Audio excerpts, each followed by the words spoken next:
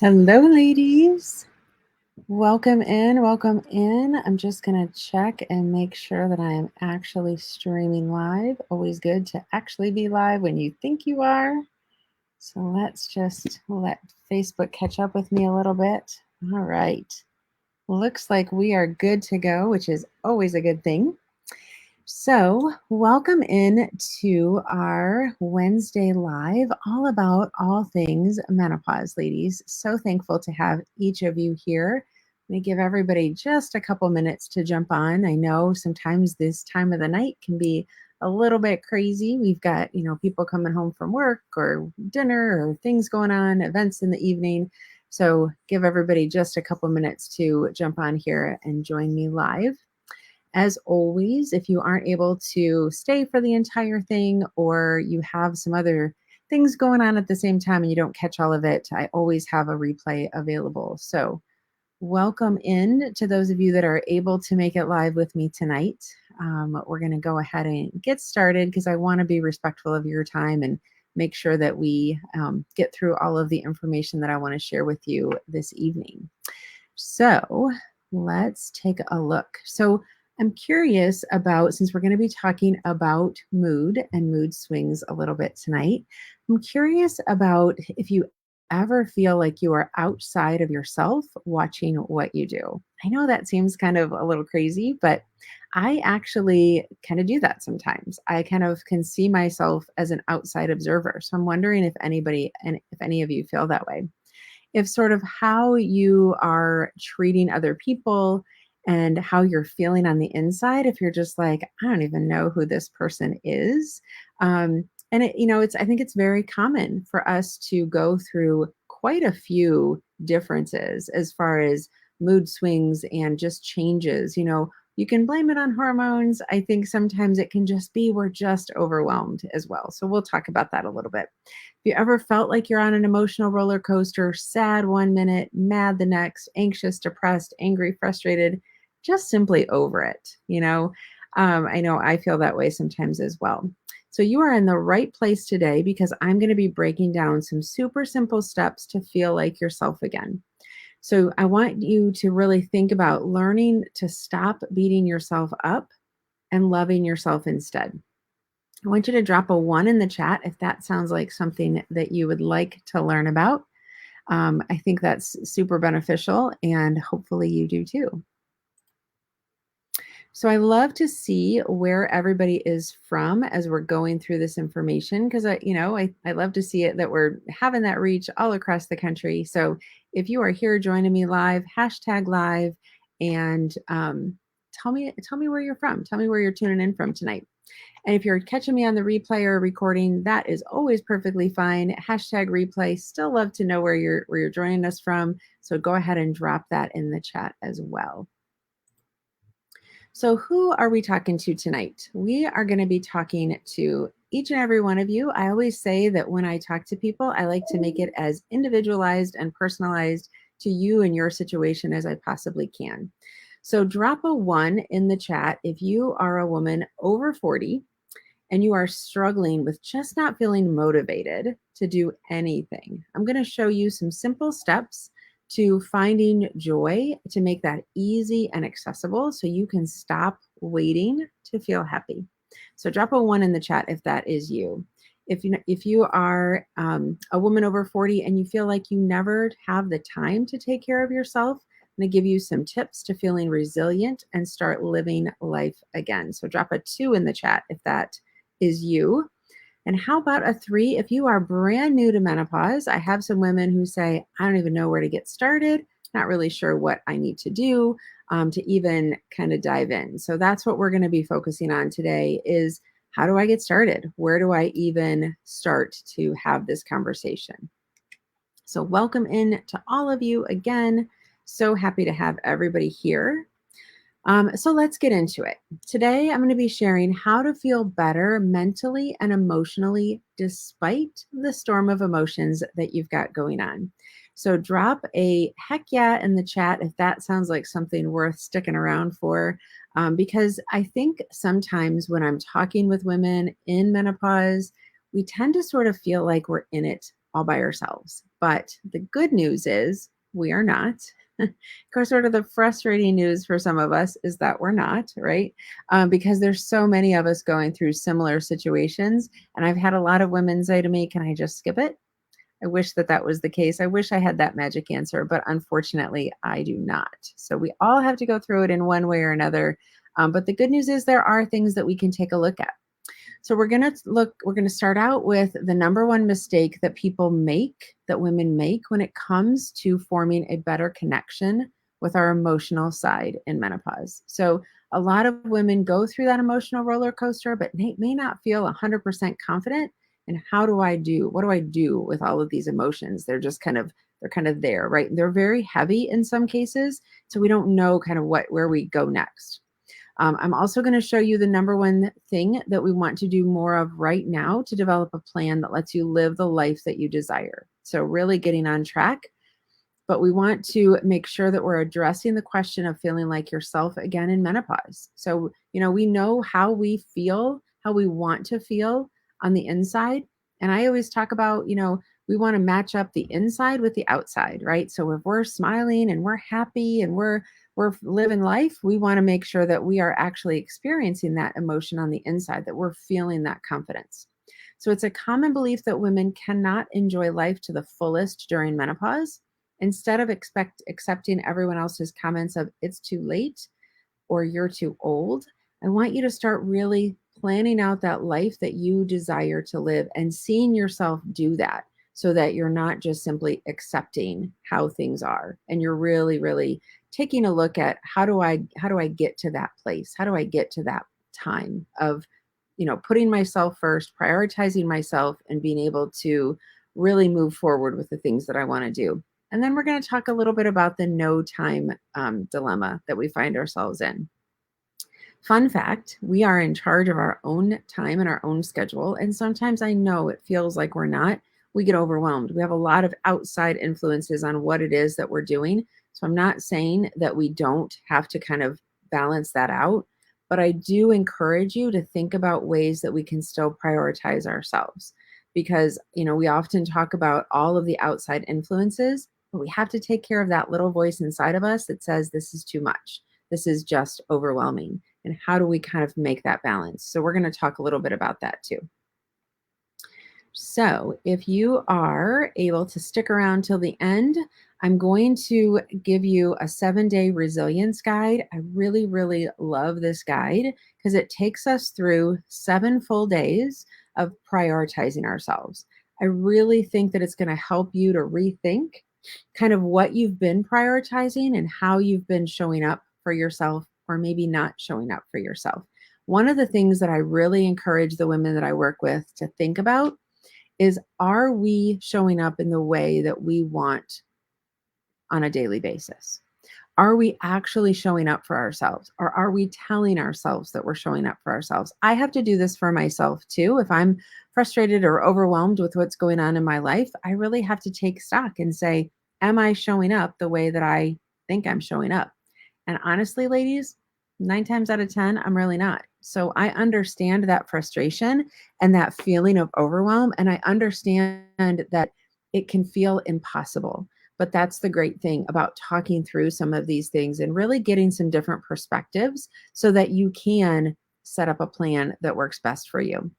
So the tips that I'm going to give you are easy and achievable, no fancy, hard to do types of things that that we're kind of lost with or that we get challenged with.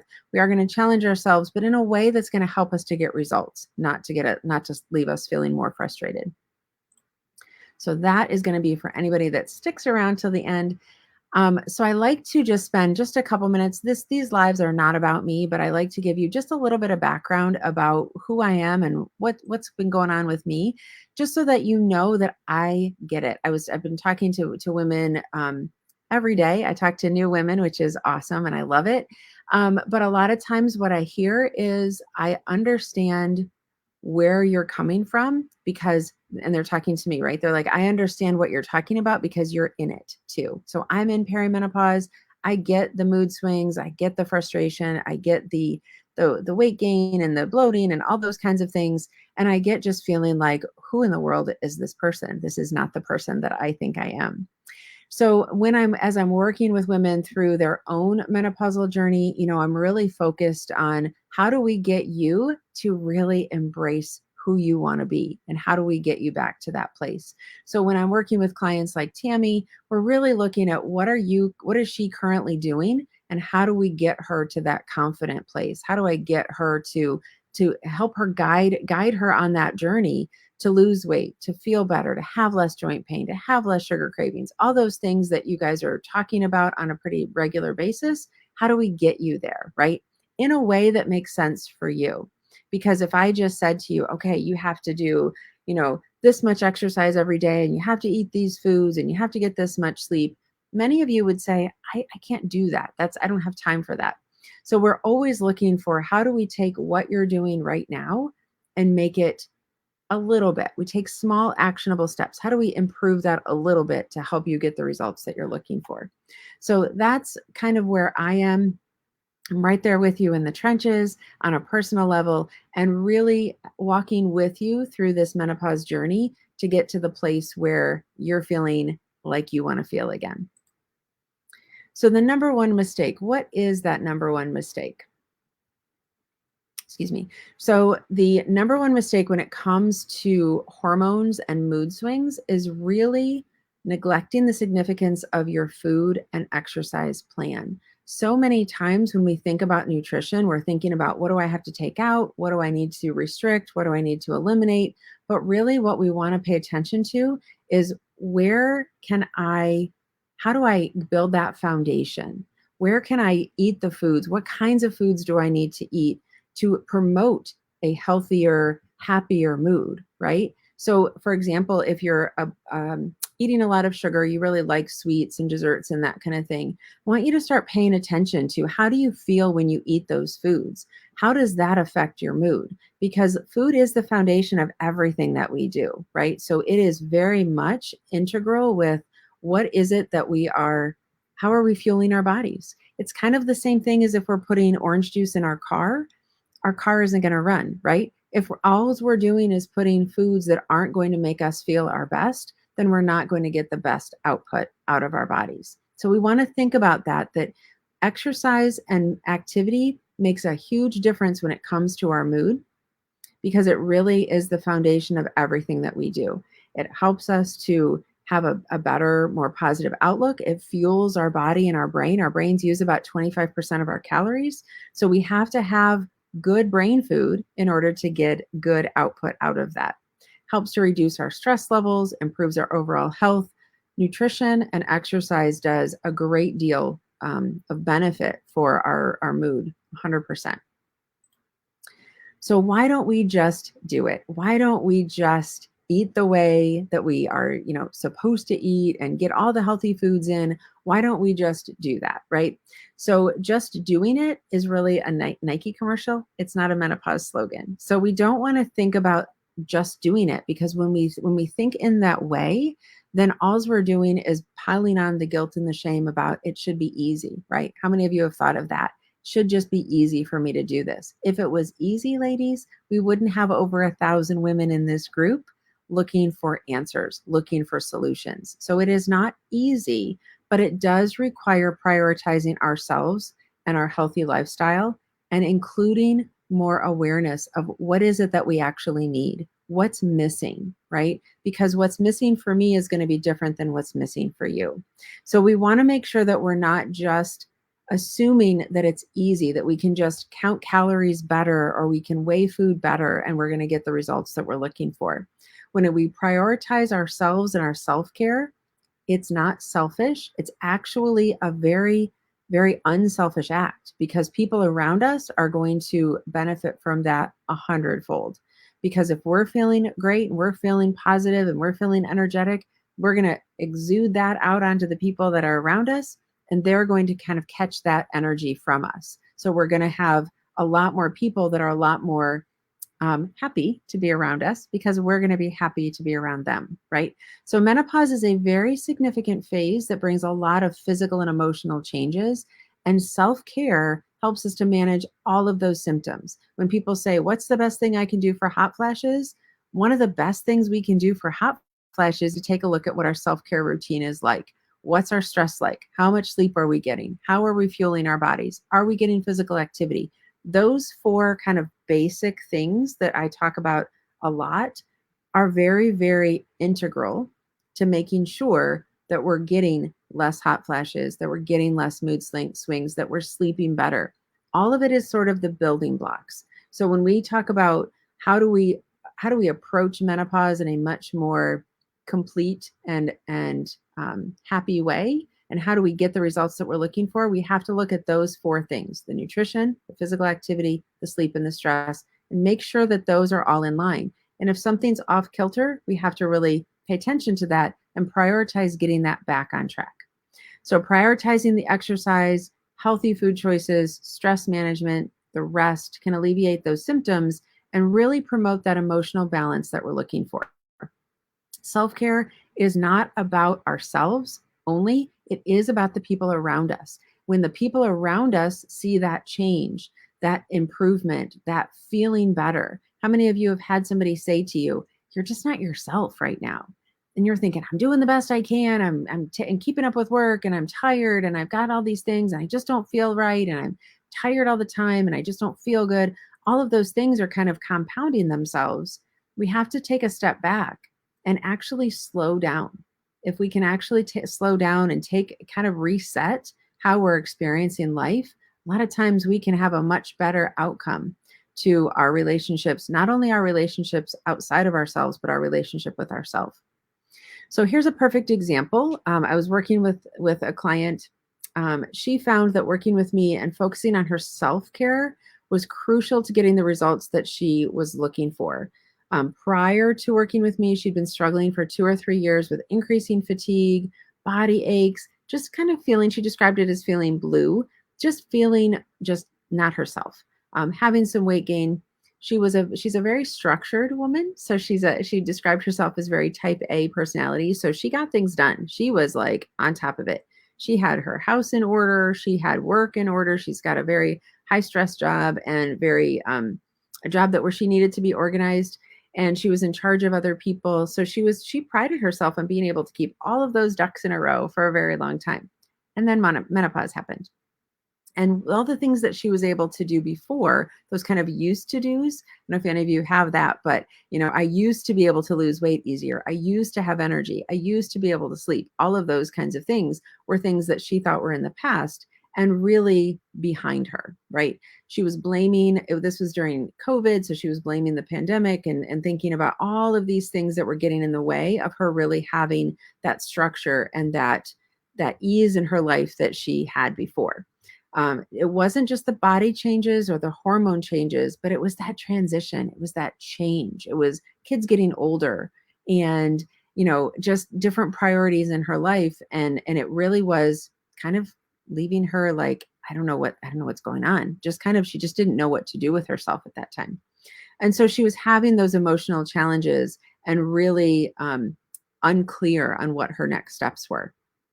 So as we were working together, what she found is that she wasn't getting the sleep or the exercise that she was used to getting. So we really needed to kind of clean that up and really work on how do we get more exercise, more physical activity into her life.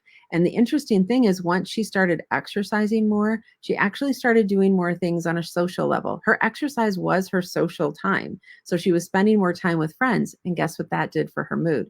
That definitely increased her mood because she was happier. She was surrounded by her people again. She was able to do the things that were making her happy to give her that social time. So she got social benefit out of it. She got physical activity benefit out of it. She was able to kind of monitor or kind of level out her nutrition because she was back to the physical activity and she was having more energy because of that.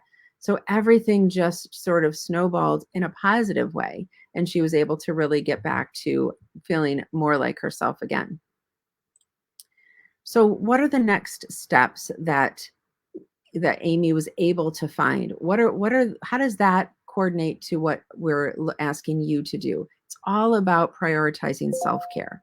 When we prioritize self-care, when we put ourselves first, We actually are valuing ourselves enough to know that we're worth it. So I have an oxygen mask here simply because if you've heard the kind of example of if you're on a plane and the oxygen mask falls down and you need to put that on, you need to put that on yourself to get your air first before you help whoever's with you or whoever you see around you that needs help. If you neglect yourself and you help them first, then you're not going to be able to breathe appropriately and you're actually not going to be able to be helpful to those around you. It's a very clear visual example of how that works in real life. If we're only focusing on the people around us, we're only focusing on family and friends and coworkers and what everyone else needs, and we're not prioritizing ourselves, we're going to burn out, ladies. That's where we get the overwhelm, the frustration, the anger, the outbursts, all of those kinds of things. So we really want to make sure that we're prioritizing our own self-care so that we can be out there and really helping those around us. So if you are a person who has for a very long time prioritized other people, that is not to say that you're doing something wrong necessarily, but you would probably get greater benefit out of taking a step back and saying, okay, what do I need first? And then that's going to ripple out into people in your life 100-fold, 1,000-fold. It's going to be an amazing transition when you take a step back and you really look at that a little bit differently. When you are feeling better mentally and physically, the people around you are going to notice that. And you're probably going to have people say to you, "What's different? How come you look different? How is just how are you, how does your life just look differently? You seem happier. You seem more at peace." All of those kinds of things. And you'll be like, "Yeah, because I'm paying attention to myself." So it's the exact opposite of what our brain thinks is going to happen, but it's actually pretty cool when it does. So you may be wondering, why am I so passionate about this particular topic? It's because I have spent the last couple of years really focusing on my self care and really bringing that to my group program, the Menopause Breakthrough Method. In that program, in that group setting, we talk a lot about what we're talking about tonight. We talk about taking that personal responsibility for our own self-care and putting that hat on so that we can then show up in the world that much more effectively. So what we talk a lot about is the fact that, many of you have heard it's menopause. You're just going to have to kind of do it. You're not really going to be able to have a good time through it. You're going to have to just sort of live through it and get through it, in other words. So it's not a time to really thrive or to really be happy. It's a time that you just have to kind of go through it. I would argue that there are way too many things that we want to do. We have way too much wisdom and way too much um, we have way too many things we want to get done, right? Way too many experiences we want to have. So we don't want to be done living at 40 or 50. We have so many other things that we want to be able to get out there and do. So if you are one who has been told you're in menopause and you're just going to have to get through it, I'm here to tell you that there's a better solution. There are better things that we can do. And so we want to make sure that, again, we're focused on our self care so that we can get the results that my clients are getting: the 30 pounds of weight loss, the 20 pounds of weight loss, the decreased sugar cravings, the blood sugars that went from a almost diabetes range to a normal range, the increase in energy from like a 10% to a 90%. Just all of these things, less joint pain, all of these things that really give us life again. It brings us back to, how do I get myself back? It's in those results, and that's how it happens. So when we're talking about the menopause breakthrough method, this just kind of gives you a little snapshot of what that looks like, right? So if you take this and you go through these steps and you are looking at the nutrition and you're cleaning up your nutrition and making different choices, if you're looking at your physical activity and you're adding that into your day, those are all super important. And it may seem like, what does that have to do with mood? Everything. It has everything to do with that, because there are so many times that we neglect those basic self-care steps, that we're not fueling our body appropriately, that we're not getting that physical activity, that we're not getting the appropriate amount of sleep because we feel like we have all of these other things that we need to do. And when we really start to break it down into those kind of basic foundational things, and we can get back to some of that, that really makes the world a world of difference to our mood. We just want we want to be engaged in life again. We're not sitting on the couch going, I don't have any energy to even put my shoes on so that I can go outside and take a walk. We have that energy and flow to our lives, and we're able to get out there and do more things. So when I talk about the menopause breakthrough method, I'm also talking about how do you live your life the way that you want to live it? How do we get you to be able to travel, to go to friends' houses, to go to social events, to go to your work and not feel like you are dragging through your day? How do you engage with family and friends, do things on the weekends, spend time with grandkids, whatever that might be for you, to be able to go out and actually live your life the way that you want to. The only way to do that, ladies, is when we go back to those kind of basic elemental things and we start thinking about our nutrition and our exercise and those kinds of topics. So the plan that we talk about it's very important that we're focused on you and your own individual personalized plan, because if we're making this big plan and saying, here, this is for everybody in menopause, so it's not going to work for everybody. It's only going to work for a handful of people. So we want to make sure we're taking a look at what you specifically are doing. And that's the great thing about this method is it's the most individualized, personalized plan in a group setting. So you get that group accountability and that support, and you also get that individualized plan, which means that you're going to get the results that you're looking for. So I have 3 tips that I want you to focus on when it comes to menopause and mood. So takeaway tips for tonight, 3 things that I want you to start doing today. If not today, tomorrow, because we want to take action, right, ladies? We are action takers. We want to take action and get those results that we're looking for. So the number one thing that I want you to start thinking about today is journaling. Some of you are like, oh, I don't want to journal. Some of you are like, I love journaling. I do journals every day. And others of you are like, I've tried it before, not really a big deal.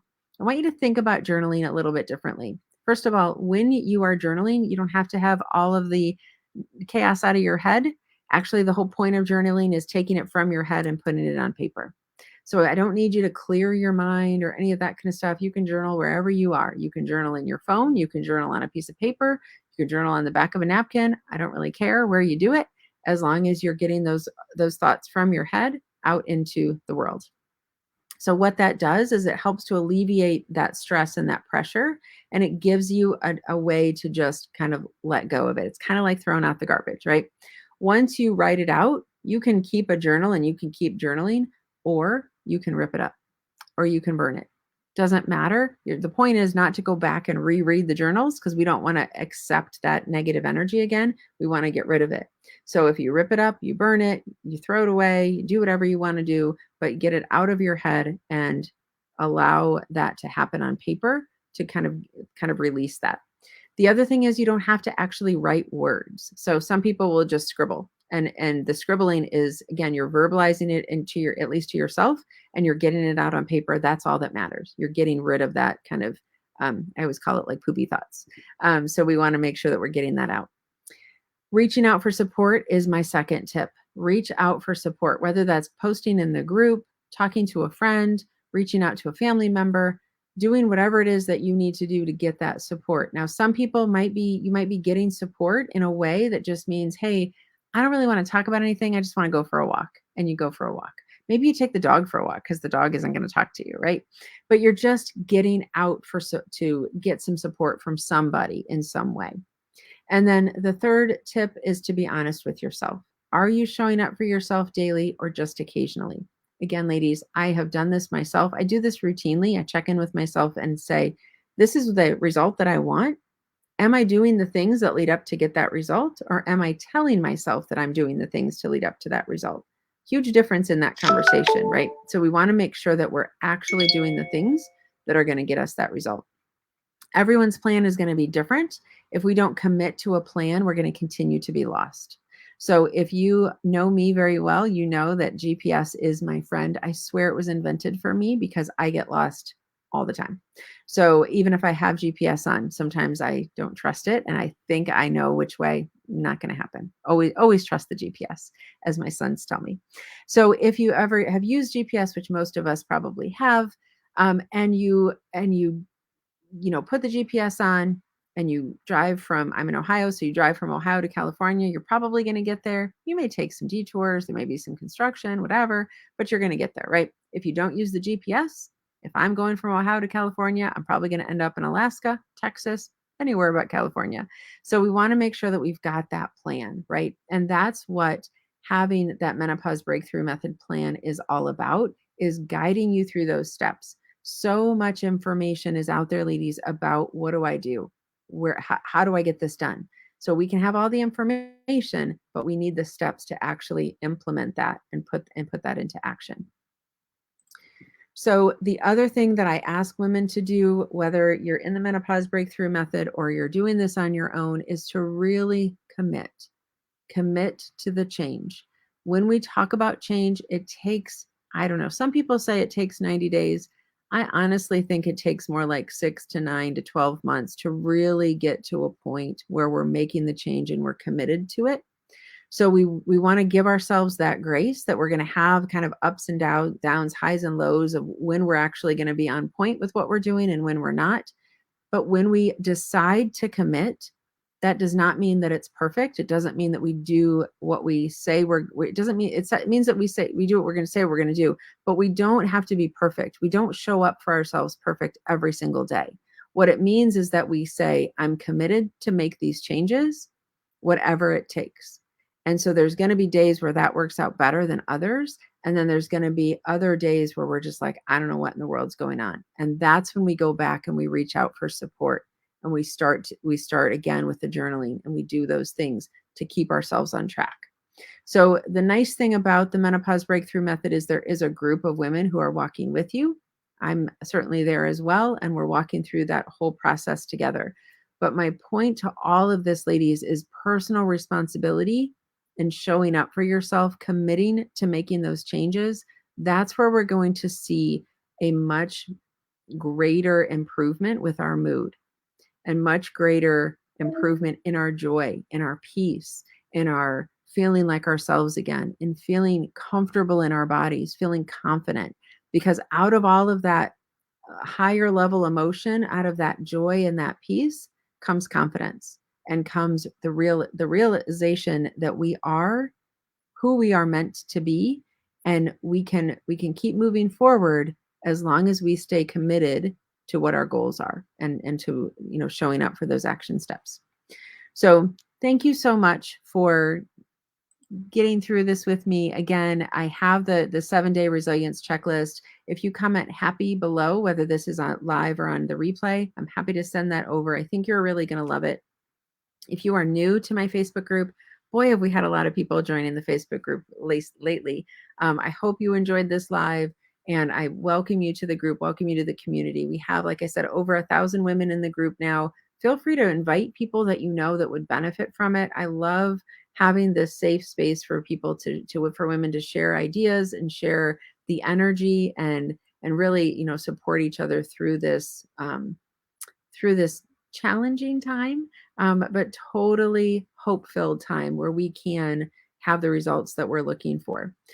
If you've been here for a while and you haven't booked a call with me, no time like the present. I have some spots available in the next couple of days. If you want to go ahead and book a call with me, I'd love to talk with you, just to learn more about you. I absolutely love learning your stories. Your stories are amazing, and I love hearing them.